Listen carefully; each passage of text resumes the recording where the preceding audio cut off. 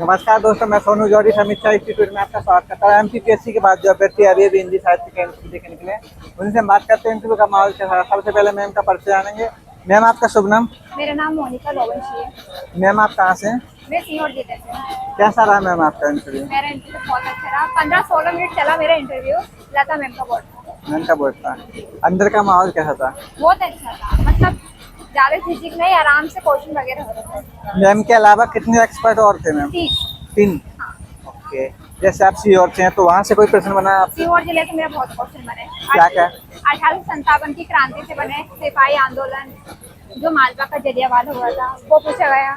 फिर जिसका मुझे होशंगाबाद की भदभदा डैम से पूछा गया। अच्छा, इसके अलावा और? भदभदा डैम के बाद मुझे सूरदास की पंक्ति, बालकृष्ण शर्मा की पंक्ति, फिर मुझे अग्गी जी के बारे में, फिर भक्ति काल, भाषा विज्ञान, लक्षण, रीति काल, मतलब आल टोटल मुझे साहित्य से बहुत ज्यादा क्वेश्चन बने। अच्छा। जैसे आपने बताया रीतिकाल, भक्तिकाल, रीतिकाल में क्या क्या पूछा मैम आपसे? रीति काल में मुझे पूछा था कि रीति काल के जो कवि है उन्हें भक्ति साहित्य के ऊपर क्या क्या लिखा, उसके ऊपर पूछा था। ओके। फिर मुझे सांस्कृतिक काव्य धारा से क्वेश्चन पूछे थे कि कब टाइम पीरियड था, किस काल का था। फिर मुझसे भाषा विज्ञान से भी क्वेश्चन पूछाए गए और मुझसे काव्य लक्षण वगैरह ये सारे पूछे। मैम, भाषा विज्ञान पे क्या प्रश्न बने आपसे? भाषा विज्ञान में मुझसे सिर्फ परिभाषा पूछी थी। परिभाषा पूछी? कोई नाम दे के परिभाषा पूछी या डायरेक्ट नहीं, परिभाषा? उन्हें बताया था मतलब भाषा क्या होती है, आप आपके हिसाब से बताइए। अच्छा। इसके अलावा मैम बोर्ड पे कोई लिखवाया क्या? नहीं, मुझसे कोई भी बहुत नहीं लिखा है। ओके। व्याकरण से संबंधित कोई प्रश्न? व्याकरण से कुछ नहीं। जैसे रस, छंद, अलंकार, नहीं, उससे मुझे कुछ नहीं। निरूपण, भक्ति? नहीं, मुझे सिर्फ रीतिकाल का अंतर पूछा था, मतलब उनने कंपेयर पूछा, तुलनात्मक पूछा था। इसके अलावा और कोई प्रश्न? जैसे साहित्यकार कोई मध्य प्रदेश के प्रश्न? हाँ, मुझे भवानी प्रसाद मिश्र की कविता सुनाने की थी और उनकी रचना। अच्छा। बोली थी कोई सी भी पंक्ति सुनाई है। इनके अलावा और कोई प्रश्न मैम? और कुछ नहीं, मुझे अग्गी जी यात्रा वृतांत पूछा था। अग्गी जी का बोले कि उनकी यात्रा वृतांत में कौन कौन सी जगह आती है और क्या क्या उल्लेखित है, उनके बारे में बताइए। अच्छा। इसके अलावा और कोई प्रश्न? और कोई तो प्रश्न नहीं, मुझसे सिर्फ रीतिकाल, भक्तिकाल से ज्यादा चला।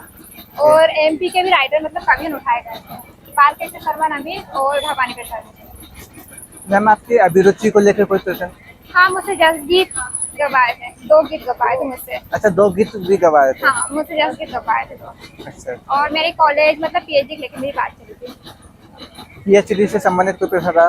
पीएचडी बस पूछा था शोधकार, मतलब मेरा समीक्षा साहित्य वो हैगा मेरा टॉपिक, तो उससे क्वेश्चन हुए थे। अच्छा। इनके अलावा आपने सॉरी कितने क्वेश्चन को बोला होगा?